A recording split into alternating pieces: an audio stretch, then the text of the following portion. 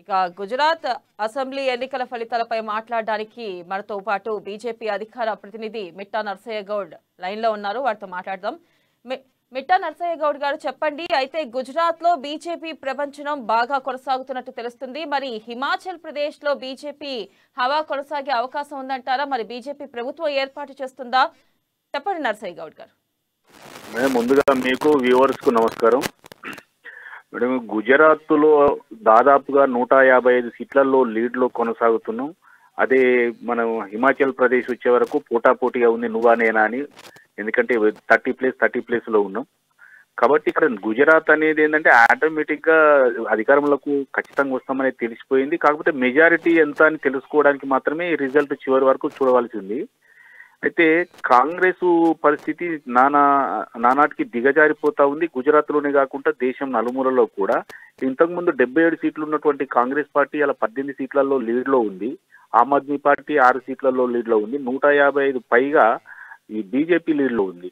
అంటే గుజరాత్ లో కేవలం ఓట్ షేర్ ఎంత లేదా టోటల్ ఎన్ని సీట్లు వస్తాయని తెలుసుకోవడానికి మాత్రమే మనం వెయిట్ చేయాల్సి ఉంది. ఇక ముఖ్యంగా ఇది హిమాచల్ ప్రదేశ్కి వస్తే, హిమాచల్ ప్రదేశ్ లో ఒక సాంప్రదాయం ఏంటంటే ప్రతి 5 సంవత్సరాలకు ఒకసారి అక్కడ ఈ ప్రభుత్వాలు మారుతూ ఉంటాయి. ఒకసారి కాంగ్రెస్ ఉంటే నెక్స్ట్ బీజేపీ వస్తుంది, బీజేపీ ఉంటే కాంగ్రెస్ వస్తుంది. మరి ఈ సాంప్రదాయానికి అతి కొద్ది సమయంలో శుభం పలకపోతా ఉన్నాం అనేది కూడా తెలుస్తా ఉంది. ఎందుకంటే దాదాపుగా నువ్వా నేనా 1-2 సీట్ల తేడాతోటి నువ్వా నేనా అనే అవకాశం కనిపిస్తా ఉంది. ఒకవేళ ఈక్వల్ వచ్చినా ఆశ్చర్యపోవాల్సిన అవసరం లేదు. అక్కడ కీలకంగా 3 నుంచి 4 స్థానాలు ఇండిపెండెంట్లు గెలుచుకునే అవకాశం కనిపిస్తుంది. కాబట్టి వాళ్ళు కీలకంగా మారొచ్చు.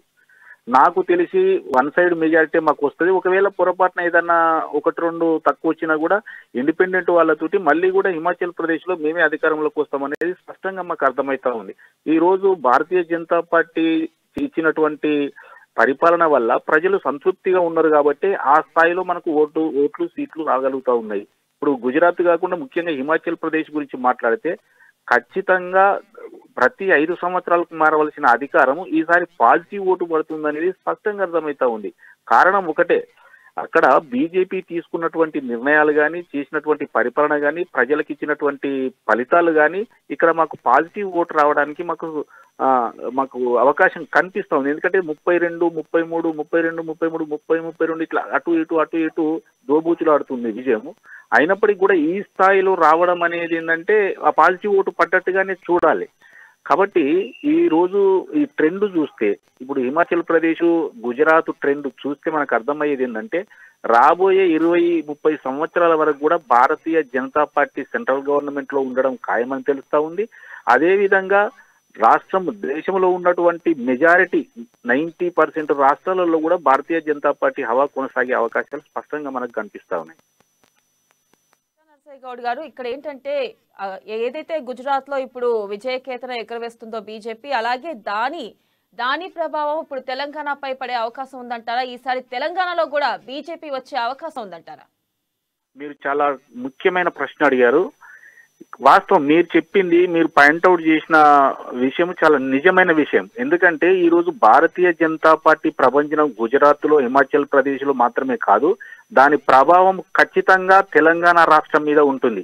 తెలంగాణ రాష్ట్రంలో ఇప్పుడు నువ్వా నేనా అనే పరిస్థితికి భారతీయ జనతా పార్టీ ఎదిగిందనేది స్పష్టంగా ప్రజలు ఒప్పుకుంటా ఉన్నారు. ఇంతకు ముందు కాంగ్రెస్ 2వ స్థానంలో ఉండే, ప్రతిపక్ష స్థానంలో 3వ స్థానంలో మేము ఉండేవాళ్ళము. కానీ ఇప్పుడు జరిగినటువంటి ఇంతకు ముందు జరిగిన ఈ బై ఎలక్షన్ లో కానీ, మిగతా ఎలక్షన్ లో కానీ మేము దూసుకురావడం జరిగింది. ఈ రోజు ఎక్కడ ఎలక్షన్ జరిగినా టీఆర్ఎస్ తోటి నువ్వా నేనా అనే పరిస్థితిలో వచ్చినట్టుగా మనం ప్రజలందరికీ కూడా తెలిసిపోయింది. కాబట్టి గుజరాత్ ఎన్నికల ఫలితాలు, హిమాచల్ ప్రదేశ్ సంబంధించిన ఫలితాలు ఖచ్చితంగా 100కు 100% ఇక్కడ తెలంగాణలో మనకు ప్రభావం చూపే అవకాశం ఉంది. కాబట్టి నేను అనుకోవడం ఏంటంటే, మీరు ఈ ప్రశ్న చాలా ముఖ్యమైన ప్రశ్న అడిగారు. మీరు అడిగిన ప్రశ్నకు ఇంకొక ఆన్సర్ ఏంటంటే, ఈ గుజరాత్ ప్లస్ హిమాచల్ ప్రదేశ్ ఫలితాలు చూసిన తర్వాత కేసీఆర్ ఖచ్చితంగా ముందస్తుకు వెళ్తాడనేది మనం ఘంటాపథంగా చెప్పొచ్చు. ఎందుకంటే ఈ హవా ఇలాగే కొనసాగుతూ పోతా ఉంటే, ఇప్పుడు కర్ణాటక ఎన్నికలు, రాజస్థాన్ ఎన్నికలు, మధ్యప్రదేశ్ ఎన్నికలు కూడా ఇప్పుడు మనకు ఏప్రిల్ మేలో ఉన్నాయి. అందులో కూడా భారతీయ జనతా పార్టీ హవా కొనసాగుతుంది కాబట్టి ఈ ప్రభావం 100% తెలంగాణ రాష్ట్రం మీద ఉంటే ఖచ్చితంగా అధికారం కోల్పోతామన్న భయం ఆల్రెడీ కేసీఆర్కు వచ్చింది. ఈ ఫలితాలను చూస్తే నిద్రపట్టే అవకాశం లేదు కాబట్టి ఈ రెండు ఫలితాల హవాను చూసినా లేకపోతే రాబోయే ఏప్రిల్ మేలో జరిగే కర్ణాటక మిగతా రాష్ట్రాల ఎన్నికలను చూసినా ఖచ్చితంగా కేసీఆర్ ఈ ఫలితాల తర్వాత ఒకసారి సమీక్ష చేసుకొని తెలంగాణ రాష్ట్రంలో ముందస్తుకు పోవడం అనేది ఖచ్చితంగా నిర్ణయానికి రావచ్చని మనం అనుకోవచ్చు. థ్యాంక్ యూ అండి.